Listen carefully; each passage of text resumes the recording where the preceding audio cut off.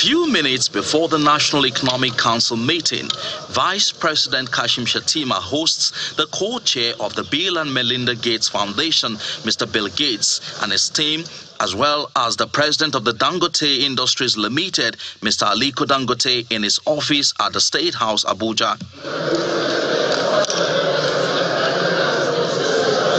The Vice President then leads his guests to the Council chamber for the 144th NEC meeting, which he chairs. Some state governors and deputy governors, as well as some ministers, are also in attendance. Mr. Gates is joining the meeting to make some presentations to the Council.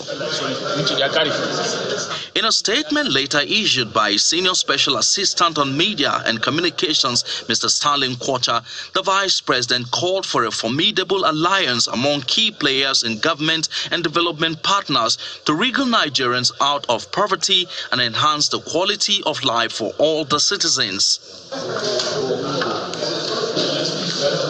After hours of deliberation behind closed doors, some governors, the Minister of Health, and the spokesperson to the Vice President briefed State House correspondent on the outcome of the meeting, one of which is the intervention by the federal government for states affected by recent flood disasters in the country. The governors acknowledge the support from the federal government in terms of releasing $3 billion as a small measure to ensure that at least we provide palliation for the flood.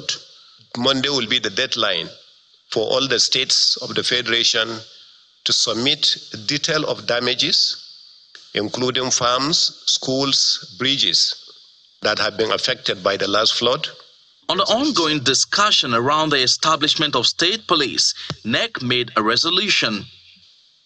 All the states were supposed to submit for consideration of the NEC. Incidentally, 4 states couldn't submit, and for that purpose, NEC decided that those states must make their submissions on or before Monday next week.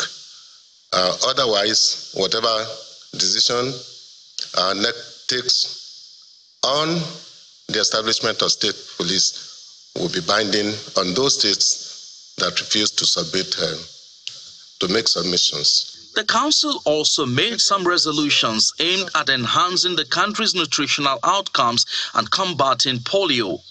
Key decisions were taken to include a food and nutrition security task force, which we have already established at the federal government level. But states will also mirror that, which is a multi-sectoral governance and coordination platform to ensure that we address the challenge of acute malnutrition, moderate malnutrition, and over time, even the stunting that we are faced with as a country. It is expected that both the federal and state governments will build on the decisions that have been taken while deepening their collaboration with the development partners. From the Presidential Villa, Emperor Simon, Channels Television News.